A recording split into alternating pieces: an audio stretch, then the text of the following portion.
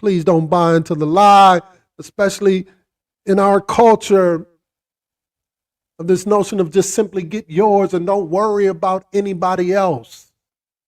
When one looks at the text, God is concerned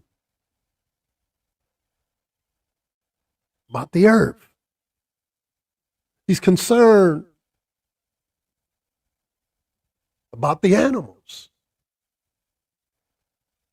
the wild animals, the creeping animals, the flying animals, and then he is concerned about us. And he says there at the end of that text, notice what he says. He says, God bless them. We need to understand it's not perfection. It's not being perfect.